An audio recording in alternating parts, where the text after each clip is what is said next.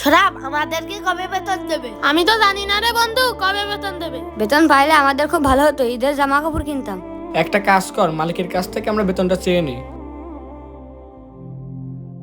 মালিক, রমজান মাস তো চলে আসলো, আমাদের বেতন দেবেন না? আমাদের যদি বেতন দেন আমরা ঈদের মার্কেট করব।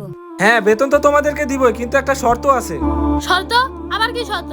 আমরা তো কাজ করে টাকা নিচ্ছি। আমরা শর্তটা বুঝি না, আমাদের বেতনটা দিয়ে দেন। শোনো, এই মাসে আমি তোমাদেরকে কাউকে বেতন দিতে পারবো না। এই নাও, আমি তোমাকে একটা বই দিলাম। এই নাও, তোমাকে একটা মোবাইল দিলাম। এই নাও, তোমাকে একটা আতর দিলাম, যাও। আর এই নাও, এই বইটা তোমাকে দিলাম।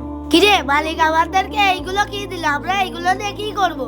এই শোন মালিক, আমাদের মনে হয় এইগুলো ভালোর জন্যই দিচ্ছে। ভালোর জন্য দিচ্ছে না স্যার, এগুলো দিয়ে আমরা কি করব?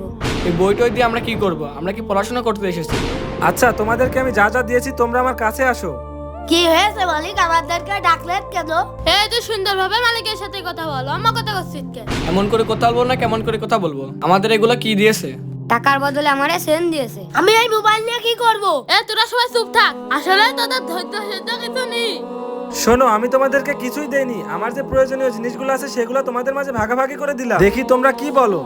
আচ্ছা, তোমরা আমার প্রয়োজনীয় জিনিস নিয়ে কি সন্তুষ্ট? আমি সন্তুষ্ট না। আমিও সন্তুষ্ট না। আমিও সন্তুষ্ট না। মালিক, আমি সন্তুষ্ট।